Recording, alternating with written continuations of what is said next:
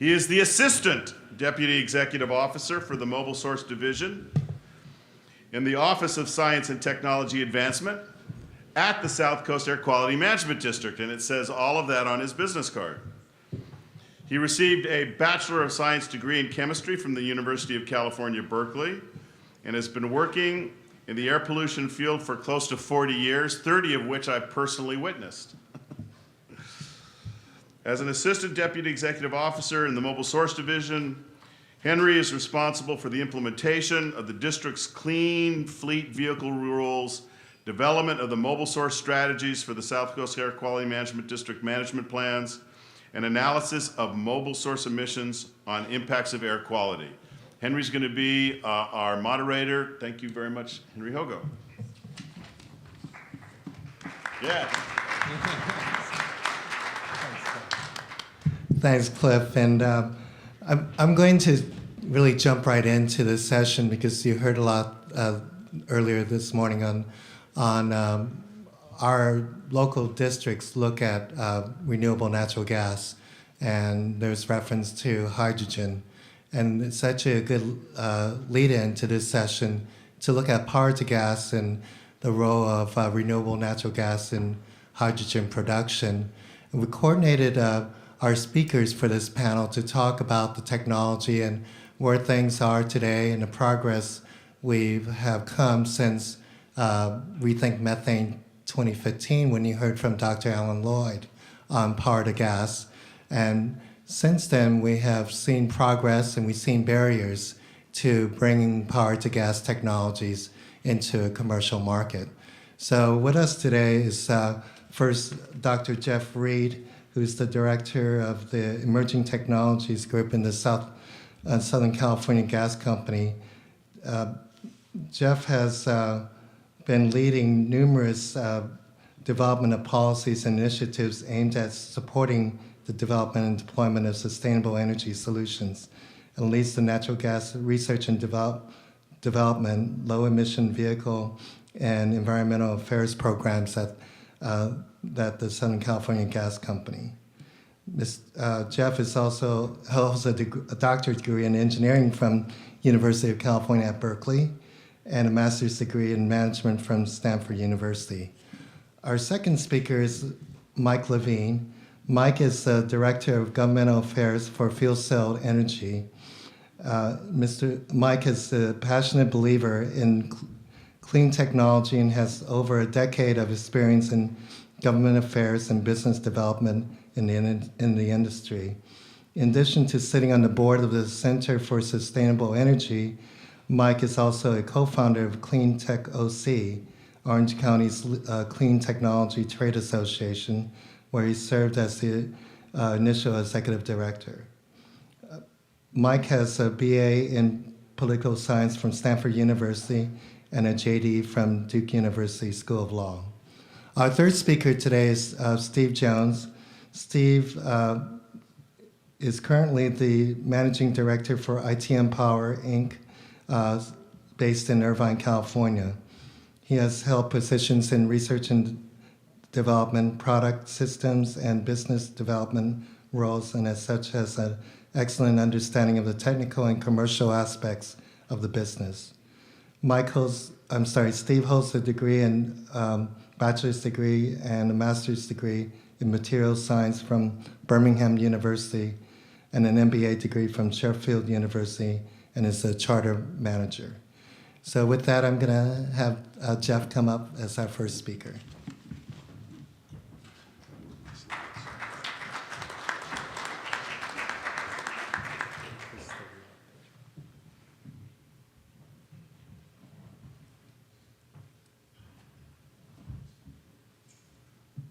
All right. Thank you very much. Thank you for the introduction. That's about a 5-year-old introduction, but I'm still a qualified speaker. I've been working on renewable fuels pathways for literally 10 years. We started our biofuels initiative in 2006, and I don't mean to trip up the other panelists, but I quit. I'm going to talk about electrification right now. So anyway, in our program over recent years, we've begun to look increasingly at sort of the broader concept of renewable gaseous fuels in the context of our system and what we deliver. So this chart depicts the various, and hopefully there will be others in the future, but at this point in time, when we look at decarbonization or low carbon solutions for the gaseous fuel pathways, we have carbon capture, utilization, and storage, which is not something that we'll talk about today. But then when we look at the production of truly renewable methane or hydrogen, there are a number of pathways that we can use. So the pathway that gets a great deal of discussion is conversion of organic material, and that's a great set of pathways. The technologies are pretty mature, and it allows us to convert all varieties of organic waste. In the future, could potentially also be energy crops. The two primary methods of conversion for that are anaerobic digestion, which is basically fermentation, or thermochemical processing, which is use of temperature and sometimes pressure to drive basically the fuels out of organic material, the volatile components out of the feedstock. Next, we can use electricity, and preferably renewable electricity, as the primary feedstock via an electrolysis process that splits water and creates hydrogen, which can be further processed to methane. And then finally, and a little bit more on the developmental end, so in a certain sense, this chart goes from most mature to more developmental. But there's a program funded by the Department of Energy called the Joint Centers for Artificial Photosynthesis, which is pretty exciting as well. That technology uses catalysts and sunlight to produce hydrocarbons from water and CO2 from the atmosphere. So it produces hydrogen, potentially methane. They're also looking at liquids. And so if that proves out and is cost effective, that could be very exciting as well. That particular one is at the university stage, so that's not something that I'll be talking about further today. The interesting thing is that once you have either methane or hydrogen, they can be converted back and forth, one to the other, via reformation to create hydrogen from methane, or via methanation to create methane from hydrogen. The methanation reaction requires CO2, but there's a great synergy between, in particular, the organic pathways and the electrolysis pathways, for example, where hydrogen produced from electrolysis can use the CO2, which is a natural byproduct of cleaning the organically derived biogas, and that creates a carbon neutral stream of CO2 that can be combined. So people sometimes ask, why would you make methane if you've got hydrogen? Because hydrogen is a very high value fuel. It's not very energy dense from a volumetric point of view, however, and there is not pre-existing infrastructure for transportation and storage of that resource. So the reason would be basically to make it fungible with existing energy streams. So in that vein, once you have methane, renewable methane, one big advantage is that it's deliverable pretty much anywhere. At this point in time, based on economics, we really think the highest and best use will be transportation. But in the future, you could, depending on what happens with the cost of renewables integration, for example, and when you begin to add storage costs to solar and wind, you may find that there's a sort of a rebirth of interest in power generation from renewable gaseous fuel, because it carries its own integration with it. So on the organics conversion, and I think Mike's going to be talking in some depth about some particular organic conversion pathways. So these get a lot of discussion, but again, just to recap, we have numerous organic waste streams from livestock, agriculture. There's a lot of discussion these days about forest thinning and some of the diseased trees, biosolids, municipal solid waste. All of these things have a lot of organic material in them. So the higher water content or the wetter materials are most effectively converted by digestion. And so this shows a few different types. You have a lagoon digester, which is pretty interesting. It's plastic and PVC pipe, pretty exotic technology. And then you have plug digesters. You have sort of, the pressure cooker or cooking vat type. And then finally gasifiers. And there's numerous different types of technology being developed for all of these things. And what I would comment in general about both this and power to gas, but I'll just stop and comment here, there's been some confusion regarding technical maturity of these pathways and some discussion in some of the policy and legislative arenas about what's commercial and what is not. All of these technologies are commercial in the sense that you can procure any of these units today from from a commercial entity that will, sell you this. Now, like other technologies, there's a lot of focus on reducing cost and improving conversion efficiencies, but that's pretty standard course. These are all commercial technologies. So next, so the next category, and this is sort of moving to the right on the chart that I showed, we have power to gas. And power to gas has a lot of different configurations that can be looked at. The fundamental that defines it as power to gas is that electricity is used as feedstock to create gaseous fuel. Beyond that, there's many different configurations, and sometimes we also use the term power to gas to power to distinguish pathways that produce renewable fuel, perhaps for vehicles, from those that return the power back to electricity. And a lot of the discussion around round-trip efficiency and these sorts of things is in relation to power to gas to power, when actually probably the most cost-effective use case at this point in time and the highest value would be power to gas. Stop there, use it for fuel. And then, so once you have your electrolyzed hydrogen, you can use it directly as hydrogen. We are looking at the study stage in our territory, but is being deployed in Europe, is blending hydrogen directly into the methane as a renewable fraction. You can methanate and then use that on the gas grid, and there's also various ways, of course, you can use the hydrogen directly. So those are concepts. In terms of what's happening on the power to gas side, there are over 30 projects deployed in Europe. And again, I guess I would say regarding this question about maturity, I think some of us in sort of the power to gas community, such as there is one, have done ourselves a disservice by calling these demonstration projects. What they actually are is commercial projects. It's an initial wave of roughly 30 commercial projects. They are subsidized, but so is every solar installation in the United States in terms of the investment tax credit. So these are commercial projects. They just happen to have been procured under a particular program with the government. So all of these, if you go look at them, they're functioning. They're not sort of, temporary sorts of installations. And that's the situation in Europe. In the U.S., we have not yet embraced the technology to the degree that Germany has. The reason for that primarily is that Germany already has a very pressing issue with surplus renewables in the northern part of the country and a lack of transmission to move those south. So they literally have a lot of wind that needs to be curtailed if they don't have a way to transport it. And that's basically the foundation of why these power to gas systems were put in place. It's to use electrolyzers to convert the wind energy into a fuel for which they have more than adequate transmission capacity, and they move it over the gas grid north to south. So you could look at, say, Texas may wind up with a situation similar to that. So in the US, we are at the commercial demonstration stage right now. The two projects are being in part sponsored by us at SoCalGas. We have two of them, one with UC Irvine, one with National Renewable Energy Lab. The UC Irvine project is interesting because it takes advantage of the microgrid on campus. They have electric generation facilities on campus. They have a large boiler. They also have a lot of generation on campus in the form of solar. So we're able to, simulate whatever you would want to simulate in terms of using these systems on the grid.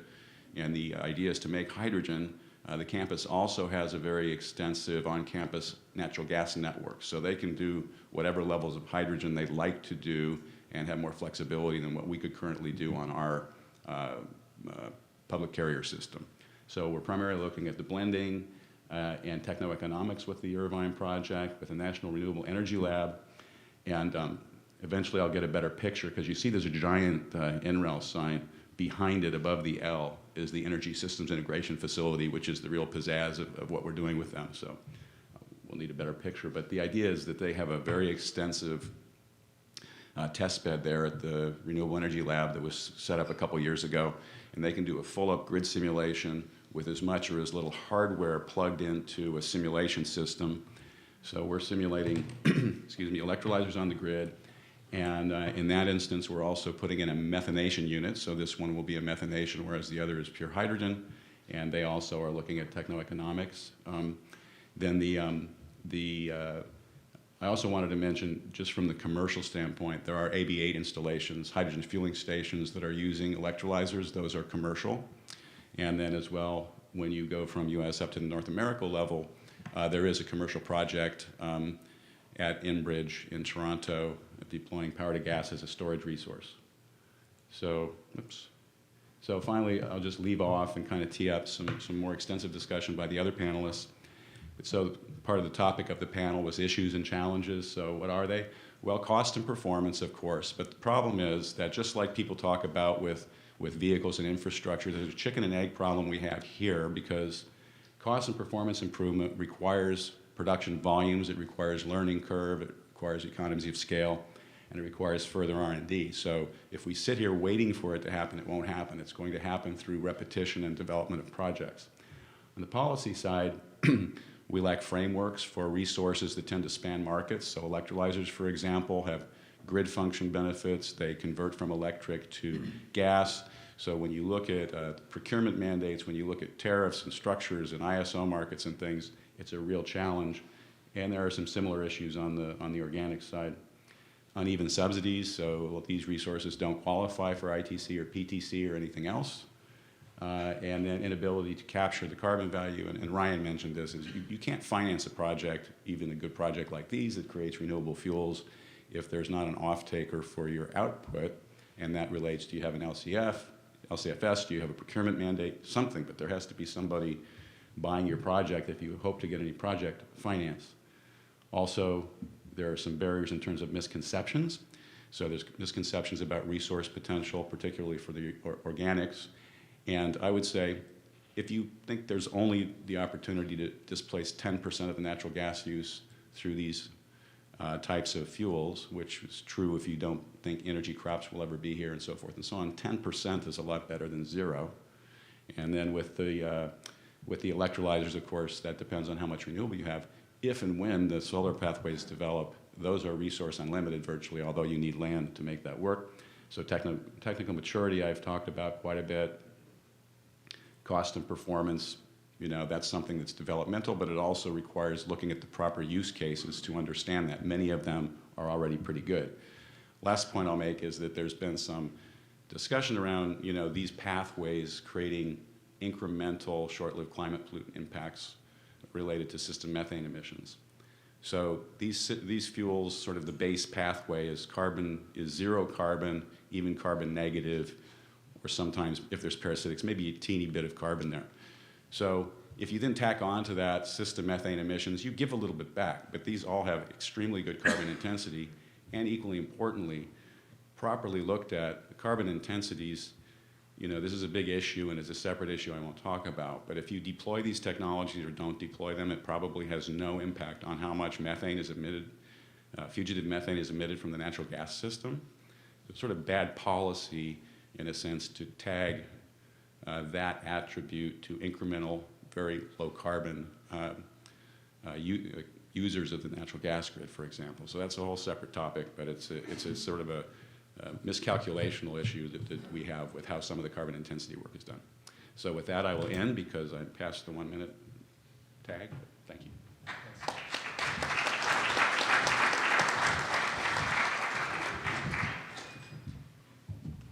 All right, it's going to come up, hopefully. Coming. Hey, there it is. So for the second straight year, my wife made fun of me for coming to a methane conference and being really, really excited about it. And I am so happy to see that there's literally double the people here that there were last year. So that's a testament to Cliff Gladstein and the whole team. I think that the folks in this room would agree with me. I'm going to say something a little heretical in California, which is that we cannot solve all of our energy problems and our long-term energy vision with just batteries or with just an energy imbalance market.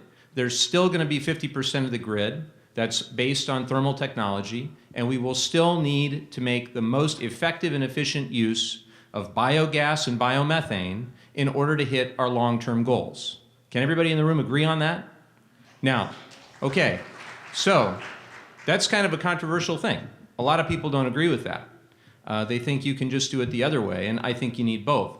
So I think there's some trivial differences about what to do with the biomethane, and we can talk about those. My company is involved in both natural gas projects and hydrogen projects. The reality is all of it is needed, and we can't just rely on fossil fuels to get that other 50% of our resources.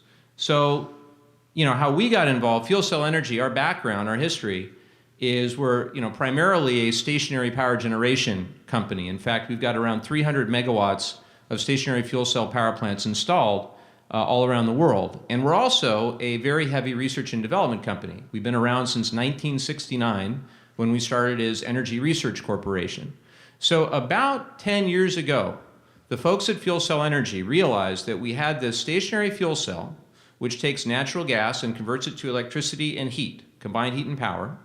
And we also realized that within our system, you can produce hydrogen and you can store some of that hydrogen. Now, there wasn't any market to produce and store that hydrogen, but nevertheless, an interesting fact.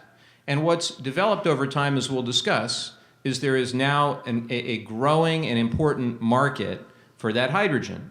And if you take renewable fuel like biomethane and you convert it, now you can convert it into three things. That's why we call it trigeneration, for electricity, heat, and hydrogen. So that's what our trigeneration system looks like. It's based on our standard direct fuel cell technology, of which we've installed, I think, around 50 systems that are operating.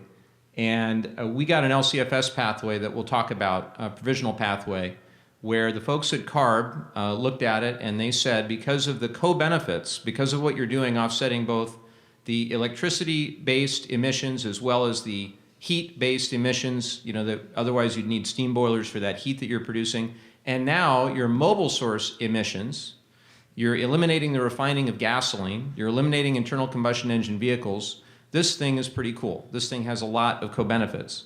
And depending on the fuel source, depending on what type of biomethane you use in order to produce the electricity, the heat, and the hydrogen, you have maybe the best use of that biomethane that they've ever seen. And it's responsive to somebody talked about SB 1505, the 1/3 mandate, that 1/3 of all the hydrogen for vehicles come from renewable sources. So our standard system for this trigeneration application produces 1,200 kilograms of hydrogen a day. So a fair amount, but as we'll discuss, there will be the demand, there's increasingly the demand for that much hydrogen in California. So how does this all work? This is one example of a way that we would do a project. You got to find your feedstock. A great feedstock is anaerobic digestion-based methane, and that could come from any AD project. I love the dairies because I think it's a tremendous story. A lot of that methane is otherwise going to be vented into the atmosphere, and if you look at Itron and others' work, they will suggest that that might have the best GHG reduction potential of all. I also put in there directed biogas because a lot of times the hydrogen cars aren't going to be bought and be used where that methane is based. So you might have a lot of Central Valley-based methane, and you might have the need for those cars in Southern California, LA, the Bay Area, et cetera. So directed biomethane becomes important. And so you take your directed or your on-site biomethane, you use it in our trigeneration system, you produce those three things, and what you do with the hydrogen depends on the demand in that area for hydrogen. One idea is you just have a big hydrogen station. Eventually the stations will be big enough where a 1,200 kilogram a day load would be justified. For now, it's not nearly that much demand. It's probably 100 to 150 kilograms per day. So you'd need a hub and spoke model where you would be sending that hydrogen to a variety of different stations in the near area. And I'll show you some examples of that. So we've been working with two groups. Jeff mentioned UC Irvine. We also work very closely with UC Irvine and E3. And I think most of the folks in the room are probably familiar with E3. And we asked them some fundamental questions about trigeneration. The first is, how do we compare? If you take that same molecule of biomethane and you use it for trigeneration, or you use it for steam methane reformation to produce hydrogen, or you just use it for renewable natural gas to offset internal combustion engine vehicles, how do those three things stack up in terms of their ability to offset carbon emissions, reduce criteria air pollutant emissions, and how do they consume water? How do the three of them consume water, which is very important here in California. And this is not to say that these other two things, RNG and SMR, are bad, because remember, they're offsetting a tremendous amount of carbon emissions. What it is saying, though, is that we believe, and the independent analysis backs us up, that Trigen offsets more carbon emissions than comparable uses of that biomethane. And for those who are interested in the math behind this, the analysis behind this, come bother me, and we'll, I can share any of that with you. And that goes for anything that we discuss in the presentation. But it's more than double, because you're offsetting the emissions that would have otherwise been generated from the production of that electricity, from the production of that steam, and from the production of that fuel.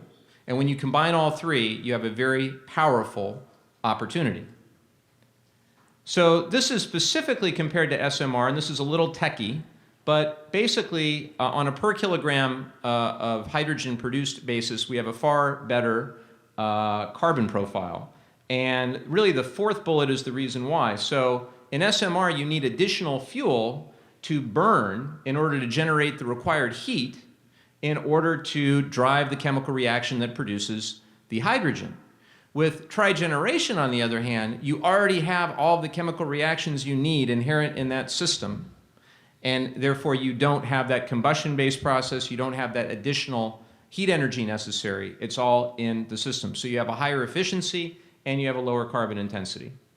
Now, NOx. Those familiar with fuel cells know that we don't really produce any because we don't burn anything. It's all an electrochemical process.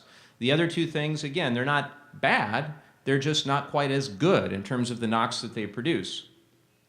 And again, that's because we're not relying on an external burner, we're not combusting anything, etc. And this is the one that surprised me the most.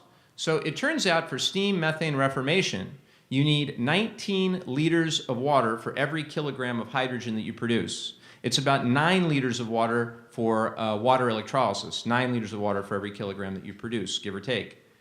We actually produce water. Trigeneration is a net producer of water. And the reason that is that we are using the water already produced from the fuel cell exothermic process. You don't need any external water source. And so we actually have a 0.6 million or 600,000 gallon excess of water that we can then use for other purposes. And this has been a great selling point with some folks interested in that water. So between the water consumption, the NOx and the criteria air pollutants, and the carbon emissions, we think we have a pretty good mousetrap. So we asked E3 to do a cost-benefit analysis of Trigen and whether this whole thing makes any sense at all. And when you think about the costs, you're talking about the avoided heating expenses, you're talking about potentially the electricity tariff payment, things like that. Now, one of the things I want to point out, if I have I guess I don't have a laser. Oh well, too bad. But you see that kind of dark brown in the NPV of benefits? That's revenue from the low carbon fuel standard. That is a big chunk. So for every kilogram of hydrogen, renewable hydrogen that we produce, we get a credit. And that credit is substantial. And I bring that up because if the low carbon fuel standard goes away tomorrow or goes away in negotiation, this is going to be not just negative for those things that we kind of think of top of mind when we think of LCFS, but all sorts of new and innovative pathways like renewable hydrogen will be negatively impacted by this. So I hope and plead that that doesn't happen. Very quickly, is there enough demand for this trigeneration product? And so this is just Southern California.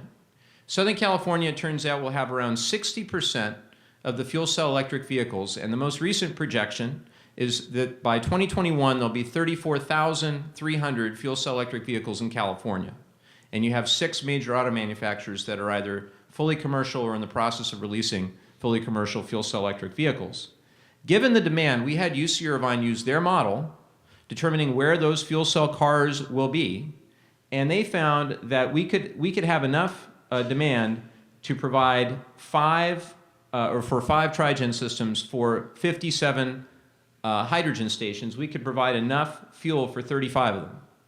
That's if we provided 100% of the fuel. Now, that's not necessarily realistic because a lot of the fuel is already being provided by other companies, other pathways.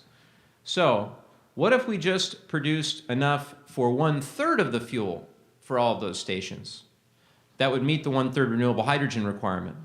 Well, it turns out we could still do that, and you would have enough extra to produce 0.25% of the hydrogen necessary for those 6 or 7 refineries, for which we would still get low carbon fuel standard credit. So in a nutshell, we think that trigeneration is going to be a big deal. We think that when we look at our own business in California and we look at the relative value that we get for electricity and for hydrogen, things have really changed. There are a whole lot of ways to produce renewable electricity, but there aren't that many good ways to produce renewable hydrogen. So we're excited to roll this out, and we hope to have much more to come in the coming months. Thanks.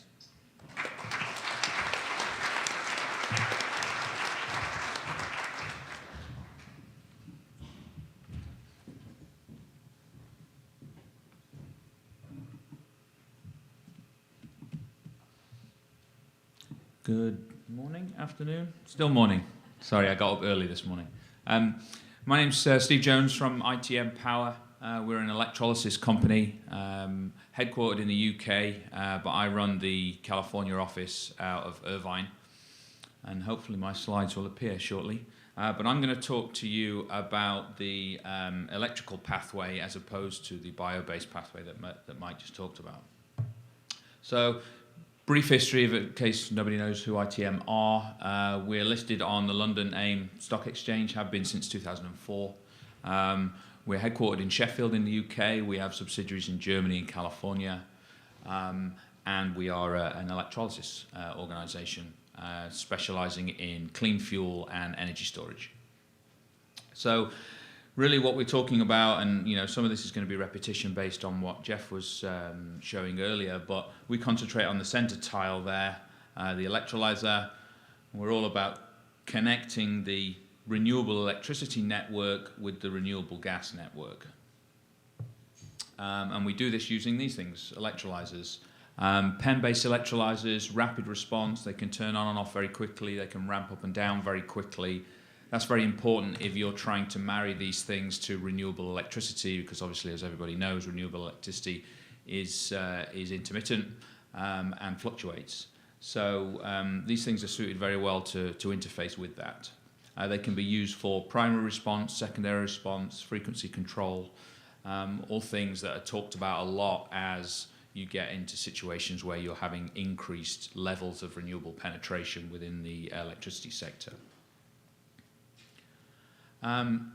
So why are people talking about hydrogen? This is a new incentive out of NREL.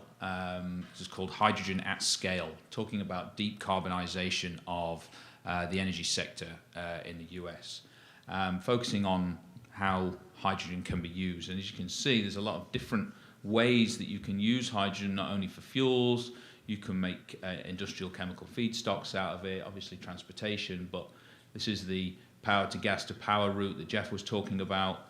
And there's a whole variety of different inputs in terms of the electrical input that could actually generate the hydrogen as well. So this is a federal program that's underway at the moment, being led by NREL.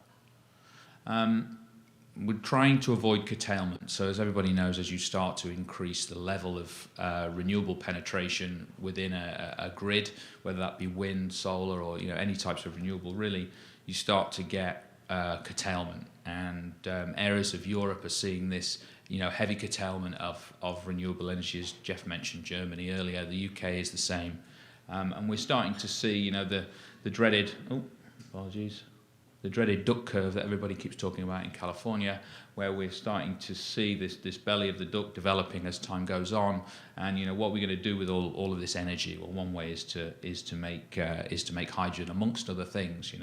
I think I echo Mike's point earlier in that we're not looking for a silver bullet here. It's going to be a mixture of technologies that ultimately get California to where it needs to be to meet its goals. And this chart is just showing the different.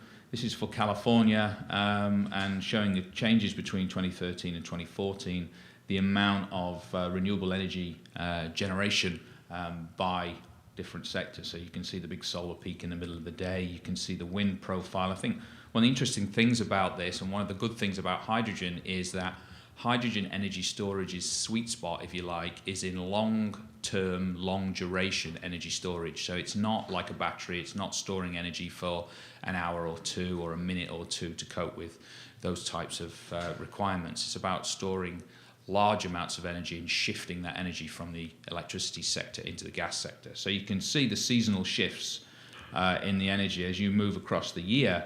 You can see there's quite a seasonal shift, and that seasonal shift is relatively repeatable. And so what hydrogen enables you to do is shift energy even in between seasons. So you can take energy generated, in the summer months, and you can shift it and use it in the winter months. What does that mean economically? It's all, the concept is all well and good, but if it doesn't work out in dollars and cents, then it's not really going to go anywhere. So this again is a report published with Josh Eichmann and his group out of NREL, and it's looking at what the cost of electricity might be in different levels of the long-term procurement plan in terms of 33 and 40%. And as you can see, as you start to get more and more renewable penetration, you're starting to see negative energy prices occur in the middle of the day. So this, there's no specialist skill to see that this represents the same shape as the duck curve. And you're seeing these are the types of energy prices that will drive the hydrogen power to gas industry. So what do they look like? So generally speaking, they're containerized units like this. This is one of our units in Germany. This has been running for about 2 years. This is one of the 30 projects that Jeff put up on the screen earlier. This unit is using renewable electricity, generating hydrogen, and we're actually direct injecting the hydrogen into the natural gas pipeline system. So we're not making synthetic methane in this instance, we're just blending it into the natural gas pipeline as a substitution effect. This is another one of our units, again in Germany. This is a CHP system, so we're utilizing the waste heat that's being produced from the electrolyzer as well. This unit operates at about an 86% efficiency. The previous slide's about 70%. This has been in operation for over a year now, and again, this is primarily about introducing renewable hydrogen into the natural gas system. Or you can do this route. So this is a kind of a linked route with the biomass digestion industry. So, as you all know, CO2 is a byproduct of bio-based systems. And what you can do is you can use hydrogen, you can target that CO2 and increase the yield of methane from a system like this. So you can either do it in a single step method, so you're actually feeding the hydrogen into the same reactor to increase the methane yield, or you can do it as a separate activity. So after the CO2 has been removed, you can target that and do it as a two-stage process. But if essentially you're increasing the yield from an RNG system, and you can get 95% plus methane yield from something like this. So there are projects ongoing in Europe, and also we're starting to think about it a little bit more in the US as well. Or you can do this. This is a project that we're just building at the moment in Germany, using renewable electricity, making hydrogen, and then we're using that hydrogen to fuel vehicles and chemical industry. So it's essentially a tube trailer filling system. So we're making hydrogen, we're filling tube trailers, and then a bit like the hub and spoke model that Mike was talking about, these things are running around to either fueling stations or industrial needs. So this is a different version of the same slide that Jeff put up. So again, just to recap, we're talking about using the energy, the surplus energy that's available in the electricity sector, and shifting it into the gas space, either with hydrogen directly, or methanation, or clean fuel for vehicles. So how are you going to do it? Obviously, all of these things need incentives, and there are a bunch of incentives in place in California. We're lucky that the incentive program in California is relatively robust. And there are a bunch of different ones that are up there. When we're talking about fuel, obviously we have the hydrogen refueling infrastructure funding mechanism. The energy storage mechanism was created a few years ago as well, all of which are potential avenues for this type of technology. Now, some of the issues that we've faced as an industry are, for example, the energy storage mandate. As we stand today, hydrogen energy storage and power to gas is excluded from the energy storage mandate. So the IOUs cannot procure hydrogen energy storage and count it towards their targets. Now, the reasons why we as an industry feel are not quite understood properly. There was a precedent relating to biomethane cited as the reason, and actually anything that touches the natural gas pipeline is almost automatically excluded from being an energy storage project. Now, we think that is a wasted opportunity, and we think it's really down to the misunderstanding of what the technology is and the benefits that it can offer. So we're working with the California Hydrogen Business Council, which Jeff and I sit on the board for, to work to get the technology reinstated during the Track 2 session within that storage proceeding. And it's all about getting the technology on the allowed list. Once it's on the allowed list, the IOUs can make their own mind up then. Unless it's on that list, there isn't really a discussion to be had. So now moving on to LCFS and the new very low carbon fuel, I think is the acronym, pathway that ARB are currently developing, using low carbon fuel pathways, and particularly with the latter there, in-state low carbon fuel pathways. And at the moment, grid-tied electrolysis, so electrolysis that's using the grid as its feedstock of electrons, does not qualify under the low carbon fuel standard pathway. Now, partially because there's been a lack of projects to actually go through the process of making that pathway, but also it fundamentally goes against some of the things that I was talking about earlier, in that the most efficient way of large-scale, long-term energy storage using hydrogen is it must be grid-tied because it's part of the grid infrastructure. And I think that's essential for long-term energy storage using hydrogen. And really, one of the arguments that's talked about a lot is the difference between the natural gas pipeline system feeding in natural gas molecules at one end of the pipeline and pulling them out at the other end of the pipeline to make hydrogen, for example, is a certified pathway. You can get that pathway certified. Feeding in electrons in Palm Springs and pulling them out in LA to make hydrogen at the moment is not. So it's one of the things that we're looking to address. Renewable gas, short-term climate pollutant bills. The hydrogen community, I think, is starting to get involved in these types of activities, promoting renewable gas. And I think what Mike was saying at the start is, again, echoed by me, is that we're in this together. Renewable gas is a broad spectrum, and I think if we can broaden the allowable gases within these types of policies, then it just allows the industry to make more of an informed decision. I'll skip through these because I've just had the 1-minute warning, but by all means come and find me after. I'd be happy to talk through a little bit more.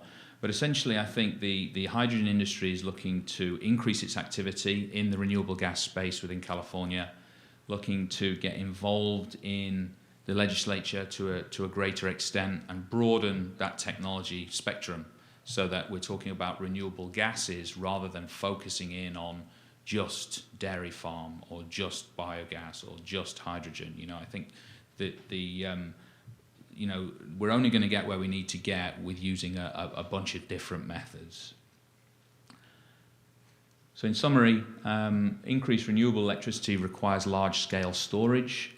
Grid resiliency is always compromised by higher renewable integration and penetration of renewables. Power to gas has the capability to store a lot of energy for a long time. It links the electricity and the gas sector. There's not many technologies that do that.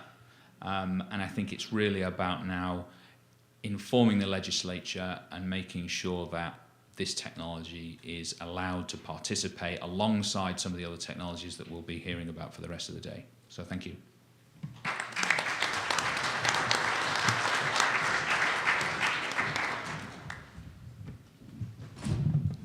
So we heard some great talk this morning and on the progress of power to gas and its role in hydrogen production. We have a few minutes for questions, so let me open it up to the audience.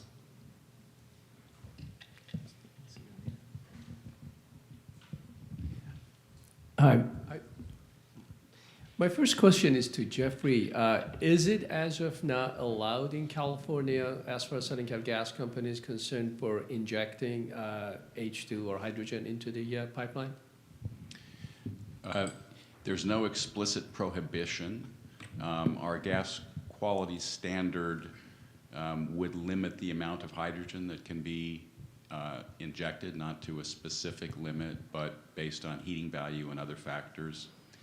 So it's not currently something being pursued, and it hadn't been envisioned in years past. So as we did with biogas, we've initiated studies within our engineering analysis group and our operations group to try to determine what limits would be appropriate in the future. I think just to add to that, I think there's been a bunch of different studies, whether that be European or US studies, that generally sort of coincide that anything below about 20% by volume is generally, technically speaking, and from a safety point of view, okay. I think depending on the rules and regulations of where you are in the world, you can inject more or less hydrogen. So, for example, in Ontario, 4% is the limit. In Germany, depending on where you are on the network, you can inject 5%. Hawaii has 10% hydrogen in its gas system anyway because it's a syngas naphtha-based system. So there are varying amounts of hydrogen that you can inject depending on where you are. Can you talk a bit about the amount of electricity that is going to need to be curtailed in the short term from wind and solar, and also in terms of pricing compared to batteries, flow batteries, all different types? How does it compete with those technologies? So I think the answer is unclear at this point in time. I think in Europe you've seen when you get to about 20% of peak capacity in terms of the amount of renewables that are on your system, that's when you start to hit problems with curtailment. And certainly as an example, the UK issued something, I think it was yesterday actually, that said they expect their balancing market to increase from about £1 billion sterling. I know that's not worth very much these days, but up to, and that's going to double to 2 billion within the next 3 to 5 years they expect, and that's because of the amount of renewables that are coming online. Cost-wise, I think it depends how long you're going to store your energy for. I think the thing about hydrogen is you separate the power from energy. So if you have a 1 megawatt hour battery and you want to store 2 megawatt hours, you have to buy a whole new battery. If you have a 1 megawatt electrolyzer, you run it for 1 hour, you run it for 24 hours. The extension is the amount of gas, and if you're storing that gas in the pipeline, then there really is no additional cost. So I think it's a question of trying to relate apples to apples and making sure that you have the right set of parameters. But we've developed some economic models that look to try and do that. But there are probably 8 to 10 different factors that you have to input to the model based on a specific scenario. So. Yeah, I would echo that. So part of the project that we have ongoing with UC Irvine is focused on techno-economic analysis, and it's become an increasingly significant portion of project scope since we started, because we've been trying over the last couple of years through the Hydrogen Business Council to try to simplify this discussion about dollars per megawatt for this type of technology versus a battery and et cetera. The first point is that at a minimum you have to talk about both the rating of power inputs, so the megawatts or kilowatts, but how many hours you need. This technology starts to play well against batteries beyond roughly 6 hours, maybe 12, depending on your assumptions. But it's also important to keep in mind that both technologies are under advancement, and it's not predictable right now where they're going to wind up. You know, people are targeting factor of 5 reductions in battery cost. The electrolyzers are cousins of fuel cells. There's a lot of potential where people may see similar opportunity there. So it's use case dependent. So what UC Irvine is doing actually is looking at grid scenarios with mixtures of deployment of electrolyzers versus various types of batteries and looking for a total systems point of view. And although that's more complicated, unfortunately, that's how you have to do techno-economics for this. Question in the middle.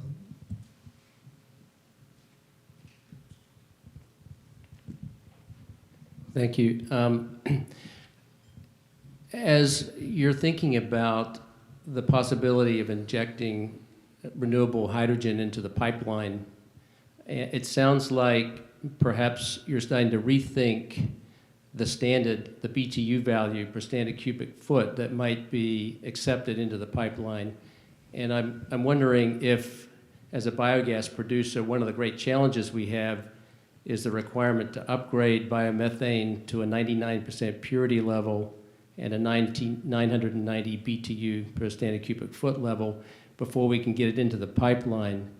My understanding, hydrogen has a BTU value of only 300. So as you think about changing this renewable fraction, if you will, perhaps you could talk a little bit about, would you be willing to accept biomethane into the pipeline at a more cost-effective purity that might be easier for producers to achieve? Thank you. I assume that's for you, Steve? I was assuming it was for you. So, yeah, so, you know, there's ongoing processes to look at that. As you know, that was one of the topics addressed in AB 1900, and it continues to be discussed. My comments on hydrogen weren't to say one way or the other as to whether it will or will not lead to any changes in our BTU value. So, for example, you could probably look at a couple of % hydrogen, you know, now and still be within the BTU values. But, you know, from a policy perspective, SoCalGas is very, very supportive of renewable natural gas, hydrogen, or methane. And, you know, so we, you know, contrary to what we sometimes hear, we're very, very supportive. But we also need to make sure that things like, you know, end use of other customers and all those sorts of things are dealt with. So we, you know, those issues will be dealt with through the relevant proceedings, but you know we are open to it, and we're very hopeful that that the outcome is to eliminate some of the issues that people are having with the gas standard. Additional comments? Steve, Mike? We have time for one more question. See a hand over here.